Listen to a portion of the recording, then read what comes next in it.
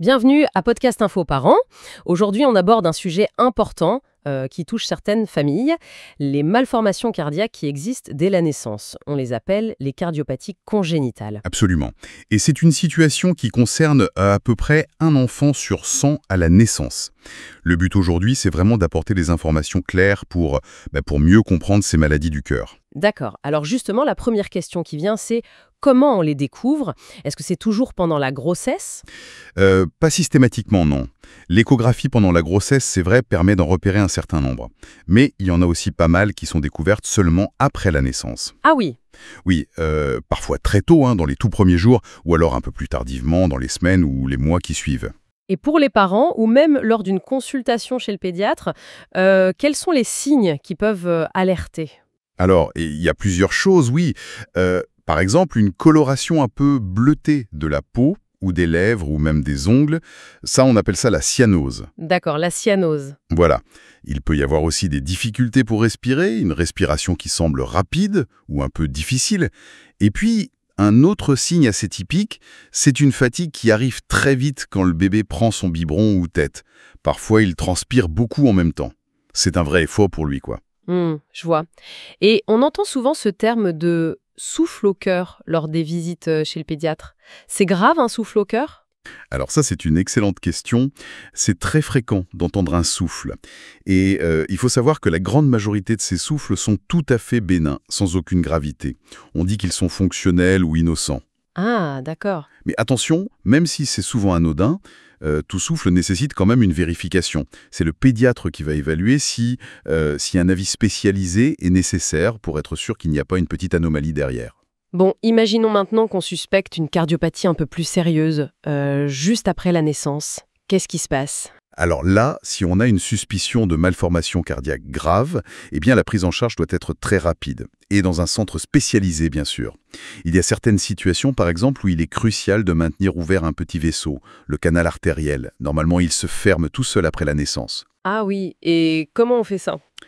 On utilise un médicament spécifique en perfusion, la prostaglandine. Ça permet de garder ce canal ouvert le temps d'organiser le transfert de l'enfant et de mettre en place le traitement le plus adapté. Pour faire simple, il y a un peu deux grandes urgences à la naissance. Soit il n'y a pas assez de sang qui arrive au poumon, et là le bébé est bleu, cyanosé. Soit, à l'inverse, il y a trop de sang qui va vers les poumons, ou alors le sang circule mal à cause d'un obstacle. Et là, c'est le cœur qui fatigue beaucoup.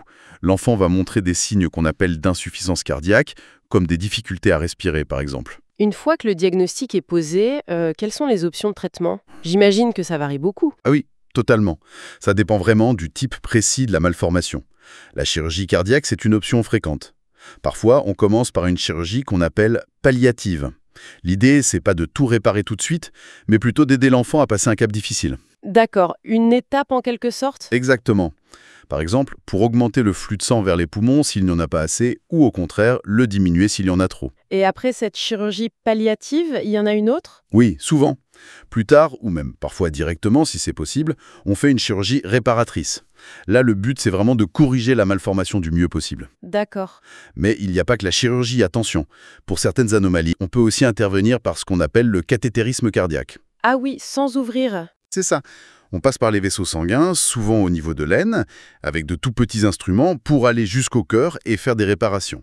Par exemple, fermer un trou ou élargir une valve qui serait trop étroite. C'est impressionnant. Oui, et l'examen vraiment clé pour poser le diagnostic et suivre l'évolution, ça reste l'échocardiographie, donc l'échographie du cœur. On comprend bien que la prise en charge, ce n'est pas juste l'opération ou l'intervention ponctuelle. Le suivi a l'air vraiment essentiel. Tout à fait, c'est fondamental. Après une intervention quelle qu'elle soit, un suivi très régulier et sur le long terme par une équipe spécialisée, c'est indispensable. Pourquoi ce suivi est si important? Eh bien, ces consultations régulières, elles permettent de vérifier que tout va bien, que la réparation fonctionne comme prévu, et aussi de dépister d'éventuels problèmes qui pourraient apparaître plus tardivement. Parfois, des troubles du rythme cardiaque peuvent survenir des années après, par exemple. Et sincèrement, avec les progrès immenses qui ont été faits, tant sur le plan médical que chirurgical, beaucoup d'enfants nés avec une cardiopathie congénitale peuvent aujourd'hui mener une vie quasi normale. Donc pour résumer un peu, si on devait retenir les points clés, ce serait la détection la plus précoce possible. Oui, une prise en charge rapide et adaptée dans un centre spécialisé si besoin. Exactement.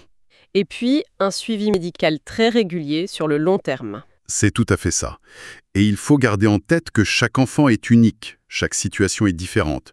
Mais les avancées médicales sont là, et elles offrent de vraies perspectives. Il est essentiel de garder confiance en l'équipe médicale et de se concentrer sur tout le potentiel de l'enfant. Merci beaucoup d'avoir suivi Podcast Info Parents.